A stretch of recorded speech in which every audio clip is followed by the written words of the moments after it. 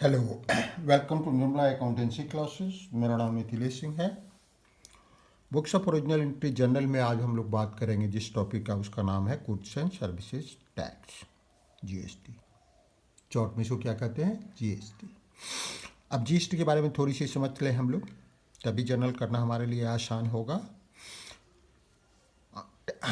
सबसे पहले हम लोग टैक्स की बात कर लें। टैक्स क्या है? टैक्स एक ऐसा चार्ज है जो स्टेट गवर्नमेंट के द्वारा या सेंट्रल गवर्नमेंट के द्वारा अपने नागरिकों पर लगाया जाता है, नागरिकों से चार्ज किया जाता है और वे उसका पेमेंट करते हैं। टैक्स भी दो तरह के होते हैं, एक होता है इनडायरेक्ट टैक्स, दूसरा होता है डायरेक्ट टैक्स। डायरेक्ट टैक्स वो टैक्स है जो सिटीजन्स या जो देश में लोग रहते हैं, अर्न करते हैं, वो जितना अर्न करते हैं उनके इनकम पर लगाया जाता है। जैसे 30% उनके इनकम का, 40%, उसके भी अलग अलग नियम है, उस डिटेल में हमको नहीं जाना है। अब हम लोग इनडायरेक्ट टैक्स की बात करते हैं। इनडायरेक्ट टैक्स का मतलब वो होता है ऐसे टैक्सेस बहुत सारे हैं जिनका पेमेंट तो हम करते हैं लेकिन हमें मालूम नहीं है कि हम टैक्स पेमेंट कर रहे हैं। जैसे हम बाज़ार से कोई भी कॉस्मेटिक खरीदते हैं या सिनेमा हॉल जाते हैं, तो सिनेमा हॉल में जो टिकट खरीदते हैं सपोज 100 में या 120 में, तो हो सकता है कि उसमें 20 रुपीज़ टैक्स का लगा हो, जो इंटरटेनमेंट टैक्स कहा जाता है, और वो पेमेंट गवर्नमेंट को करना पड़ता है। ठीक है। डायरेक्ट टैक्स यहाँ गवर्नमेंट को करना पड़ता है। ठीक है। टैक्स वही वसूल किया जाता है जहाँ प्रोड्यूस होता है। कहने का मतलब कि जो अब सिनेमा हॉल है, सिनेमा हॉल हमसे तो ले लिया, तो फिर भी सिनेमा हॉल अपने पास नहीं रखेगा, वो रिस्पेक्टिव गवर्नमेंट को उसको पे ऑफ कर देता है जितना टैक्स एक टिकट पर वो हमसे वसूल करता है। तो उसी को हम लोग इनडायरेक्ट, हमें तो मालूम नहीं है कि इनडायरेक्ट टैक्स है, उसमें इंक्लूड है, लेकिन टैक्स है इंक्लूड है उसमें, लेकिन सिनेमा हॉल वालों को मालूम है। वो जो हमसे 120 130 चार्ज करता है, उसमें टैक्स का जो राशि है 30 हो 50 हो, वो गवर्नमेंट को वो पे करता है। तो ये इंडायरेक्ट टैक्स होते हैं। इंडायरेक्ट टैक्स कई होते हैं, हम जानते हैं। जैसे सेल टैक्स होता है, वैल्यू एडेड टैक्स होता है, एंटरटेनमेंट टैक्स होता है, सर्विस टैक्स होता है, ये बहुत सारे टैक्सेस हैं। बहुत दिनों से बात हो रही थी देश में कि इन सारे के टैक्सों के बदले में एक टैक्स होना चाहिए। टैक्स डिफरेंट होने से क्या होता था कि विभिन्न देश के विभिन्न जगहों पर विभिन्न चीज़ों की कीमतों में फ़र्क होता था। कैश टैक्स कलेक्शन में भी दिक्कत होती थी। वैसी स्थिति में ये बात बहुत दिनों से चल रही थी लेकिन एक मत नहीं हो रही थी। लेकिन जब वर्तमान के जो केंद्र सरकार है, उसके प्रयास से जीएसटी लागू हो गया है पिछले कुछ सालों से, और जीएसटी के बारे में हम लोग यहाँ पढ़ रहे हैं। अब जो जीएसटी लगता है वो उसके भी अलग अलग रेट हैं। हर आइटम का अलग रेट है, एक लंबा लिस्ट है जिसमें हर आइटम का अलग अलग रेट है, और उसमें भी जो जीएसटी है वो कैसे उसका ट्रीटमेंट हम जर्नल में करेंगे, वो हम लोग अब बात करेंगे। अब इनडायरेक्ट टैक्स में क्या आ रहा है आजकल? बहुत सारे टैक्सेस जो पहले थे, जैसे sales tax, VAT, value added tax, that service tax, entertainment tax, n number of tax, entertainment tax, n number of tax। इन सब के बदले में आज के डेट में जो इनडायरेक्ट टैक्स है, ये सब हमारे इनडायरेक्ट टैक्स थे। इन सब के बदले में एक ही टैक्स आ गया है, goods, GST, goods and services tax. ठीक है। इनके अलग अलग रेट हैं। अब गुड्स एंड सर्विसेज टैक्स का जर्नलाइजेशन के ख्याल से हम क्या ट्रीटमेंट करते हैं, ये हमको देखना है। ठीक है। तो सबसे पहले गुड्स एंड सर्विसेज टैक्स जो है वो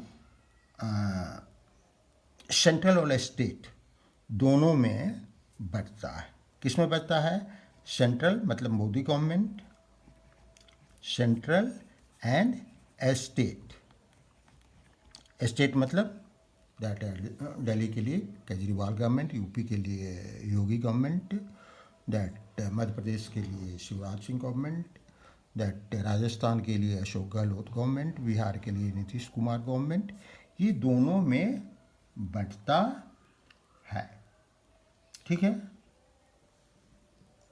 ये जो टैक्सेज है जीएसटी, ये सेल और परचेज दोनों के समय, सेल के समय पेमेंट करना पड़ता है, परचेज के समय भी, सेल के समय दैट परचेज के समय पेमेंट करना पड़ता है, सेल के समय वसूल करना पड़ता है, चार्ज करना पड़ता है। दोनों समय ये चार्जेबल है।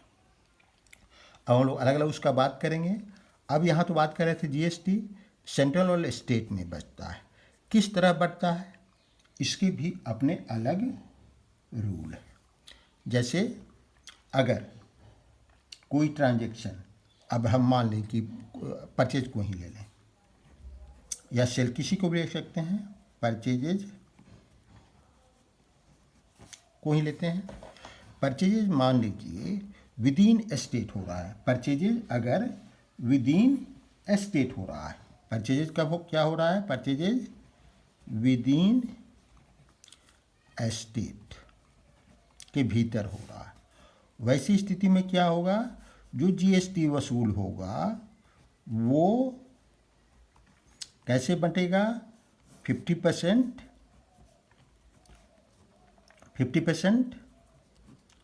किसको? सेंट्रल को दे देंगे। ठीक है। और 50% किसको देंगे? स्टेट को दे देंगे। मतलब स्टेट को दे देने का मतलब ये है हमारा कि स्टेट के अकाउंट में चार्ज करेंगे। ठीक है।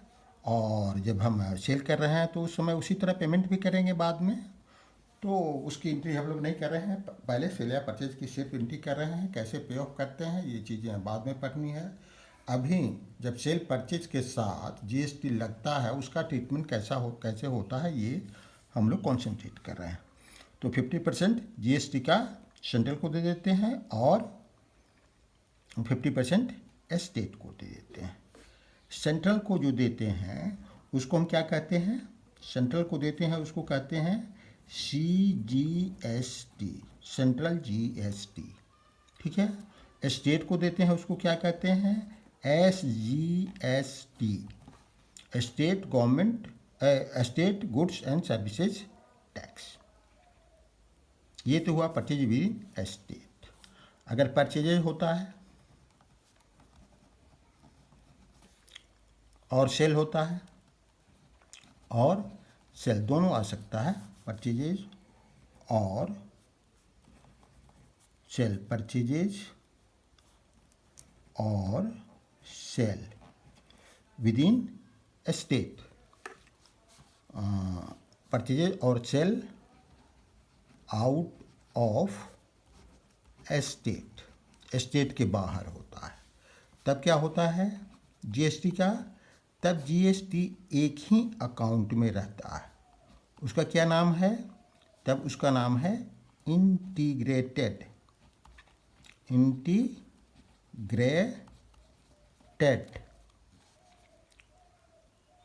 जीएसटी, है ना।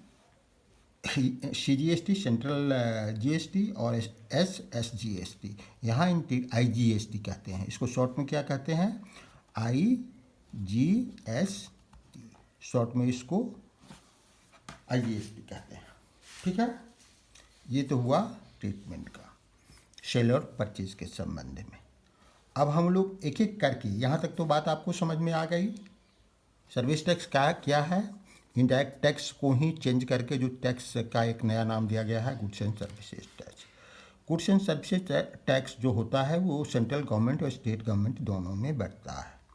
ठीक है। अगर परचेज और सेल विद इन स्टेट होता है तो कैसे बढ़ता है? परचेज और सेल आउट ऑफ स्टेट होता है तो कैसे बढ़ता है? ये हम लोगों ने बात की। अगर विद इन स्टेट होता है तो 50% सेंट्रल को जाता है और 50% स्टेट को जाता है। जो सेंट्रल को जाता है उस पार्ट का नाम क्या कहते हैं? CGST, central goods and services tax. SGST, state goods and services. यहाँ C का मतलब है सेंट्रल GST। हाँ, S का मतलब है स्टेट GST। ठीक है, समझ रहे हैं आप? और यहाँ अगर परचेज और सेल स्टेट के बाहर हो रहा है तो इसको इंटीग्रेट एक ही अकाउंट में जर्नल में हम रखते हैं, और अगर पेमेंट करना है सेल के बाद हम कलेक्ट करते हैं तो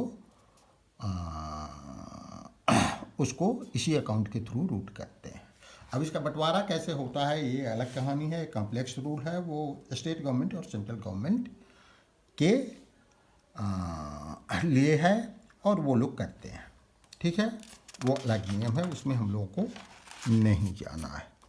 अब हम लोग मुख्य रूप से अपने प्रॉब्लम पर चले आए। जर्नलाइजेशन इसका कैसे करेंगे, ये इतनी चीज़ें हम लोगों ने समझ ली। इसके बाद जर्नलाइजेशन कैसे करेंगे। अब एक एक जर्नल मैं ले लेता हूँ जो CGST से संबंधित है।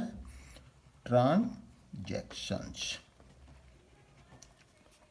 बीच में हम लोग जर्नल कर लेंगे और इधर रीजन्स फॉर डेबिट और क्रेडिट कर लेंगे।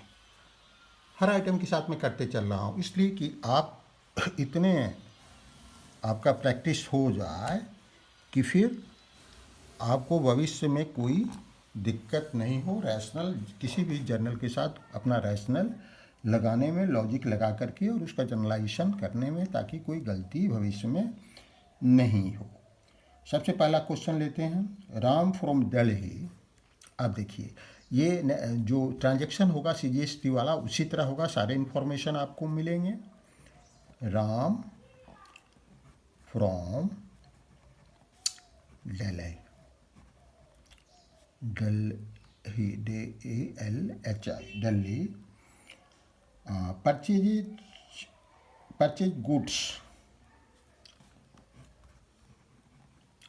Purchased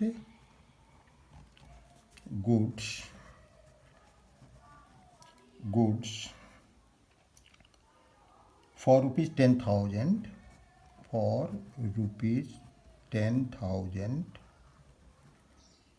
from Mohan of Delhi, from Mohan of Delhi, okay, and applicable GST is 10%। ठीक है, एप्लीकेबल GST क्या है? 10%। ट्रांजेक्शन क्या है? राम एक दिल्ली का आदमी, उसने गुड्स खरीदा किससे? मोहन से। वो दिल्ली के ही आदमी है। एप्लीकेबल GST क्या है? 10% है। ये गुड्स का पर जो 10% हमने लिया है ये हम सुविधा के लिए लिए हैं, सिंप्लिसिटी के लिए लिए हैं, इसलिए कि हर आइटम का अलग अलग टैक्स रेट होता है। तो किस गुड्स पर कितना टैक्स लगेगा वो दैट एकेडमिक मैटर नहीं है। वो जब प्रैक्टिकल बनाया जाएगा तो उसके अनुसार जो लिस्ट होगा उसके अनुसार देख के लगाया जाएगा। लेकिन यहाँ चूँकि आपको जर्नल समझना है, ट्रीटमेंट कैसे होता है ये हम लोगों को समझना है, तो मैंने सिंप्लिसिटी के लिए एक राउंड फिगर लिया है 10,000 सेल और परचेज का, और दैट जो एप्लीकेबल टैक्स रेट है वो 10% लिया है सिंप्लिसिटी के ख्याल से। ये एग्जैक्ट रेट नहीं है, ये समझने का भ्रम नहीं पालिएगा। अब हम जानते हैं कि जब हम परचेज करते हैं और उधार पर करते हैं, परचेज करते हैं और उधार पर करते हैं, चूँकि यहाँ नाम लिखा हुआ है तो उधार है, कैश शब्द कहीं नहीं है, तो इसका मतलब कि उधार है, क्रेडिट है।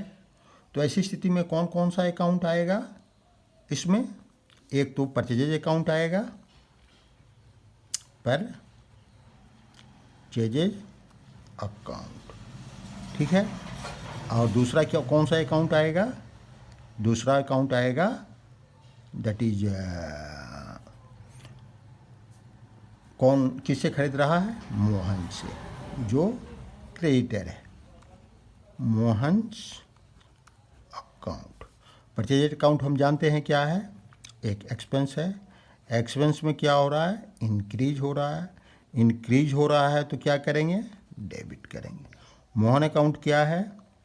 एक लायबिलिटी है। लायबिलिटी में इंक्रीज हो रहा है। इंक्रीज हो रहा है तो क्या करेंगे? क्रेडिट करेंगे। ठीक है, अब हम लोग जर्नल यहाँ करते हैं। जर्नल हम लोग सिंपली क्या करते हैं? Purchases account. Purchases account debit. कितना करेंगे? 10,000 का परचेज है, कोई दिक्कत नहीं है। परचेज अकाउंट कितना हो गया? 10,000 का हो गया। ठीक है, अब हम 10,000 ही नहीं दे रहे हैं, ये परचेज कर रहे हैं तो इसके साथ 10% हमको GST भी देना है। अब चूँकि हम लोग फिर यहाँ चले आए, ये सेल विद इन एस्टेट हो रहा है। मतलब ये दिल्ली का सेल दिल्ली में ही हो रहा है। दिल्ली का सेलर भी है, दिल्ली का परचेजर, दिल्ली का सेलर भी है, दिल्ली का परचेजर भी है। तो ऐसी स्थिति में हम लोगों ने क्या सीखा है? 50-50% दोनों में बांट देते हैं। क्या लिखते हैं ये भी सीखा है, IGST और CGST। तो क्या लिखेंगे यहाँ? CGST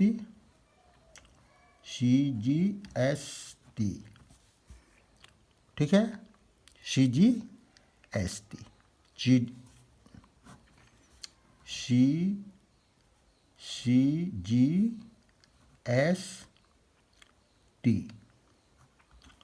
account. अब हम लोग दोनों को बांटना है तो 10% का आधा आधा क्या होगा? 5% और SGST अकाउंट, ये दोनों डेबिट होगा। क्योंकि परचेज के साथ हम पेमेंट कर रहे हैं तो ये दोनों हमारे लिए एक्सपेंसेज हुए। कौन कौन? अच्छा, एक चीज़ और कैलकुलेट करने के पहले, अच्छा मैं अमाउंट कैलकुलेट कर देता हूँ, कोई बात नहीं है, कैलकुलेशन कोई दिक्कत नहीं। 5% लेंगे, 10,000 का 5% कितना होगा? 10,000 का 10% कितना होगा?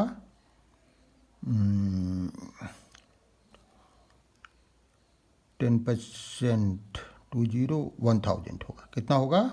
1,000 होगा। ठीक है, अब 5% कितना होगा?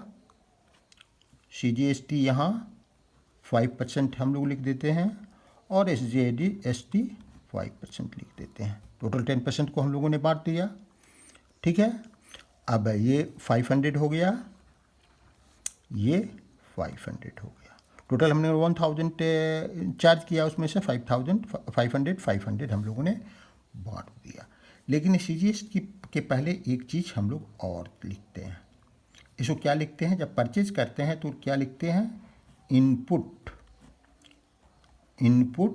CGST और इनपुट IGST। ये बहुत ही इम्पोर्टेंट है, इनपुट IGST और इनपुट CGST। ये आपकी ये दिखाता है कि ये आपका एक्सपेंस है।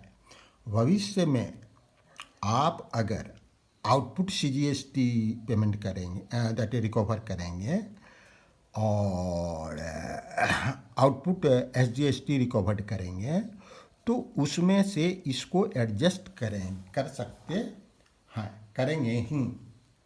ये नियम है GST का। उधर हम लोग को डिटेल नहीं जाना है, हम लोग सिर्फ इतना समझ लेना है कि हमको इनपुट CGST लिखना है 50% और इनपुट SGST लिखना है 50%। और अब टू मोहन अकाउंट, मोहन को हमको कितना देना होगा? मोहन की लायबिलिटी हमारे लिए क्या होगी? अब 10,000 के लिए नहीं होगी, क्योंकि मोहन जब परचेज करेगा तो वो आपसे भी 10% चार्ज करेगा, तो आपसे 11,000 लेगा। ठीक है, तो वो कैसे एंट्री करेगा, वो उसका प्रॉब्लम है, वो 11,000 का ही एंट्री करेगा। और उस हम लोग देखेंगे भी बाद में। तो यहाँ मोहन को कितना देना होगा, 10,000 प्लस 500 प्लस 500, 11,000 देना होगा। तो ये 11,000 होगा। अब बीच में कौन कौन अकाउंट आ गए, input, CGST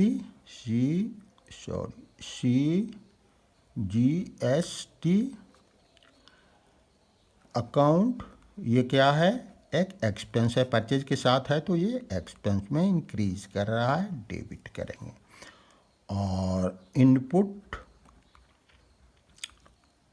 that SGST account, ये भी क्या है, एक एक्सपेंस है, एक्सपेंस में इंक्रीज हो रहा है, इंक्रीज को क्या करेंगे, डेबिट करेंगे।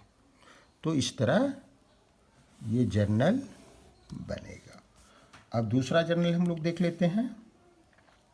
ये इंटर स्टेट सेल किया हुआ एक दैट इंट्रा स्टेट सेल किया हुआ, एक स्टेट के भीतर जो सेल हो रहा है इसको इंट्रा स्टेट सेल कहते हैं। दूसरा होता है इंटर स्टेट। इंटर स्टेट मतलब एक स्टेट से दूसरे स्टेट में जब सेल होता है। दूसरा हम लोग दैट ट्रांजैक्शन लेते हैं, Raja from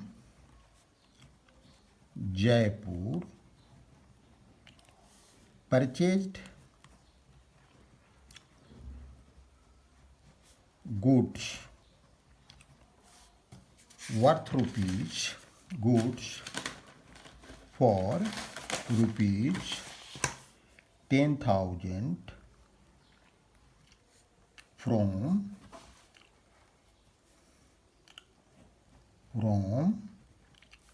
Rani of Bihar, that not Bihar, Patna, and applicable GST is 10%। Jaipur के राजा ने पटना के रानी से गुड्स खरीदा, कितने का, 10,000 का। ठीक है, अब सेल की क्या एंट्री होती है हम जानते हैं, दैट सॉरी परचेज की क्या एंट्री होगी हम जानते हैं। परचेज अकाउंट टू, जो उधार दे रहा है तो purchase account to that Rani account होगा। तो हम क्या यहाँ लिख देंगे, क्यों लिखेंगे ये हम लोग यहाँ देख लेते हैं। एक तो परचेज अकाउंट हुआ,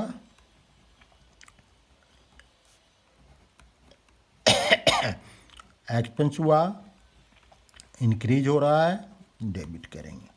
दूसरा अकाउंट रानी अकाउंट हुआ, एक लायबिलिटी है, इंक्रीज हो रहा है, क्रेडिट करेंगे।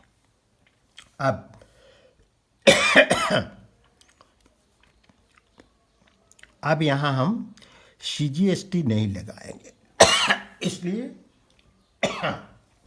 कि इंट्रा स्टेट सेल नहीं हो रहा है, इंटर स्टेट सेल हो रहा है। हम लोगों ने लिखा है परचेजेज और सेल आउट ऑफ स्टेट, तो इसमें क्या लगाते हैं, इंटीग्रेटेड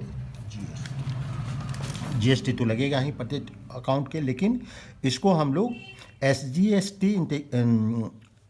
या CGST नहीं लिखेंगे, इसको लिखेंगे IGST। लेकिन उसके पहले एक शब्द हम लोग जोड़ रहे हैं, इनपुट परचेजेज पर, इनपुट IGST अकाउंट।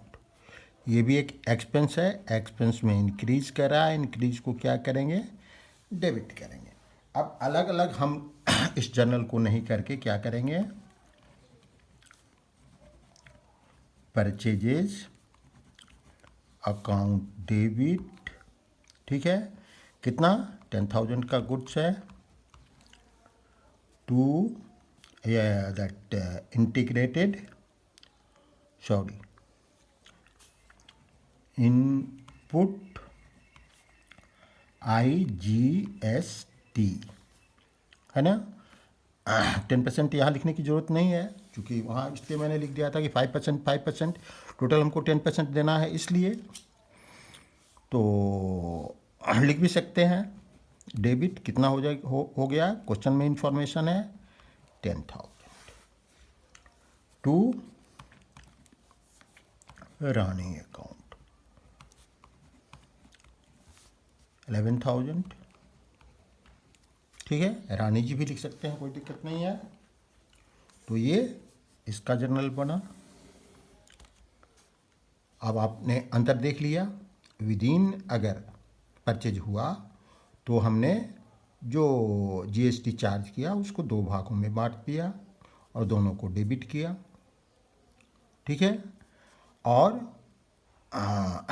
अगर आउट ऑफ स्टेट से परचेज हुआ, आउट ऑफ स्टेट से परचेज हुआ तो हम लोगों ने इनपुट IGST चार्ज किया 10% एक जगह। अब उसको कैसे बांटा जाता है वो स्टेट और सेंट्रल का मैटर है, वो हम लोगों के स्कूप की बात नहीं है। अब हम लोग आगे बात करते हैं थर्ड। अब दैट ये तो हम लोगों ने क्या की, परचेजेज के संबंध में जर्नल किया। परचेजेज ट्रांजेक्शन्स किसके के संबंध था, परचेजेज के संबंध में, ठीक है। अब कुछ सेल्स के संबंध में ट्रांजेक्शन हम 2 कर लेते हैं। सेल्स जैसे Ram sold goods,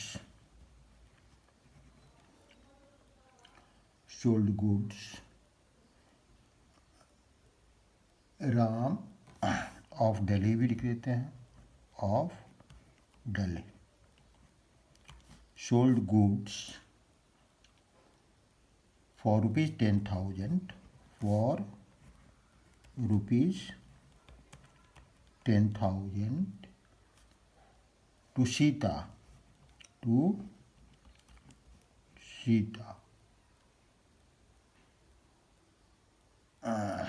to Sita, of Delhi.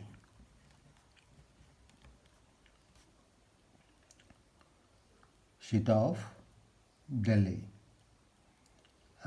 And applicable GST was, and applicable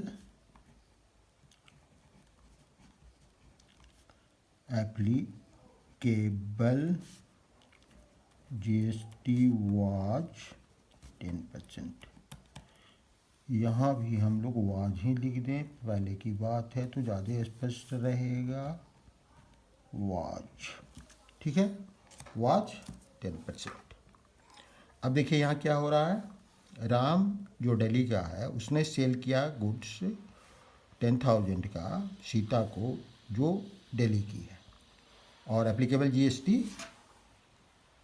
10%। अब सेल की जब हम एंट्री करते हैं तो क्या करते हैं, यहाँ कैश नहीं लिखा हुआ है, उधार है, तो किसका नाम लिखेंगे, जो सीता हमारे लिए एक डेटर हो जाएगी। डेटर को हम एसेट मानते हैं, तो सीता को हम लोग क्या करेंगे, अच्छा अब पहले देख लें हम लोग अकाउंट क्या क्या होगा। अकाउंट एक तो होगा सीता अकाउंट, एक होगा सीता अकाउंट। सीता अकाउंट क्या होगा, एक एसेट का नेचर है, डेटर है, इंक्रीज कर रहा है तो ये डेबिट होगा, ठीक है। अब सेल्स अकाउंट क्या होगा, ये तो हम जानते हैं, पहले से पढ़े हुए हैं।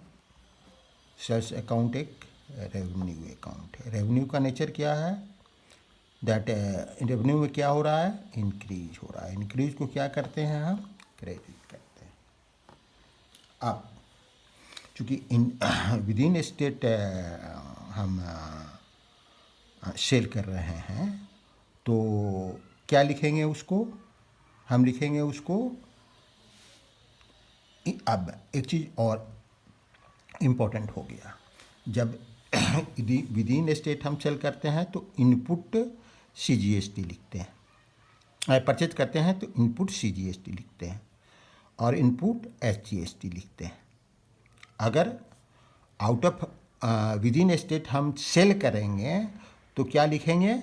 ठीक इसका उल्टा लिखेंगे, क्योंकि परचेज के उल्टा सेल है, तो उसी तरह ठीक इसका उल्टा लिखेंगे। CGST तो SGST तो वही लिखेंगे, लेकिन ठीक इसका उल्टा लिखेंगे। इनपुट के लिए क्या लिखेंगे? आउटपुट, आउटपुट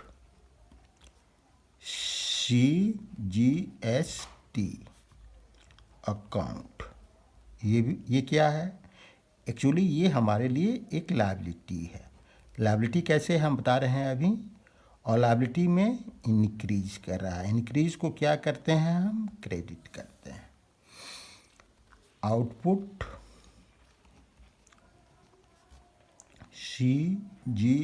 SGST अकाउंट, ये भी क्या है? एक लायबिलिटी है। लायबिलिटी में इंक्रीज कर रहा है। इंक्रीज को क्या करेंगे? क्रेडिट करेंगे।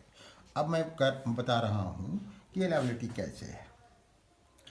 जो सेल हम करते हैं चीज़ें, जैसे ये राम व्यक्ति है, राम ने पहले परचेज किया था, अब वो सेल कर रहा है 10,000 का गुड्स, ठीक है। राम ने फिर सेल कर रहा है अगर 10,000 का गुड्स, तो उसने कितना दिया है? अगर 500 दिया है, 10% मतलब 1,000 दिया है। अगर वो उसके पास जो गुड्स बचा हुआ है 8,000 के गुड्स को वो 10,000 में सेल कर रहा है, तो उस पर 10% वो चार्ज करेगा, क्योंकि CGST का रेट कितना है? 10% है, तो वो भी चार्ज करेगा। जो परचेज करता है उससे तो अधिक में लोग सेल करता ही है, तो वो चार्ज करेगा जितना सेल कर रहा है उस गुड्स पर। क्लियर है? तो चार्ज करेगा और अलग अकाउंट में चार्ज से काम करेगा, गुड्स के वैल्यू से चार्ज नहीं करेगा। तो वो तो पैसा उसका नहीं है, वो किसका है? यहाँ तो ये खर्च हुआ, तो ये कहीं से चार्ज नहीं कर रहा है, कहीं से कलेक्ट नहीं कर रहा है परचेजेज में मोहन। लेकिन परचेजेज में रानी भी यहाँ कलेक्ट नहीं कर रही है, लेकिन जो सेल कर रहा है वो तो किसी दूसरे से कलेक्ट कर रहा है, राम सीता से कलेक्ट कर रहा है, तो वो तो पैसा उसका नहीं होगा, वो उसको अपने जेब में नहीं रख सकता है, उसको रेस्पेक्टिव गवर्नमेंट को पे करना होगा। अब पेमेंट करने का क्या स्थिति है, कैसे है, वो हम लोग बाद में बात करेंगे। अभी हमारा वो परिप्रेक्ष्य नहीं है, दैट स्कोप नहीं है। अभी हम सिर्फ जब सेल करते हैं, परचेज करते हैं, उस समय कैसे एंट्री करते हैं GST की, वो जर्नल करते हैं, वो बात सीख रहे हैं। तो यहाँ ये हमारे लिए एक लायबिलिटी हो जाएगा। तो हम क्या करेंगे? सीता अकाउंट डेबिट करेंगे, अमाउंट अभी छोड़ देते हैं, to sales account. Sales account हमें पता है कितने का हो रहा है, गुड्स का 10,000 का, लेकिन हमको SGST 5%, 10% टोटल GST लेना है। तो इसको विद इन एस्टेट, मतलब इंट्रा एस्टेट सेल है, तो SCT में 2 भागों में बांट कर हम लोग करते हैं। और नाम क्या लिखते हैं? नाम लिखते हैं हम आउटपुट CGST, ठीक है। To output CGST account, to output that SGST account. अब कितना कितना होगा? @5%, @5%, ये कितना हो गया? 500, 500। अब हम सीता से जो पैसा वसूल करेंगे कितना करेंगे, 11,000 करेंगे। अब ये पैसा जो वसूल करेंगे इसमें से जो हमने पे किया है पहले परचेज करने के समय इस गुड्स को जिसको हम बेच रहे हैं वो माइनस करेंगे, तो वो और जो रेस्ट बचेगा उसको हम गवर्नमेंट को, रिस्पेक्टिव गवर्नमेंट को पे करेंगे। तो ये हमारे स्कोप की बात नहीं है, ये जस्ट हमने आपकी को चर्चा कर दी। यहाँ ये जर्नल एंट्री करेंगे जब विद इन डी स्टेट, कहने का मतलब कि इंट्रा स्टेट सेल किया जाएगा। एक जर्नल और लेते हैं, जब इंटर स्टेट सेल किया जाएगा, Raja of Jaipur, Raja of Jaipur sold goods,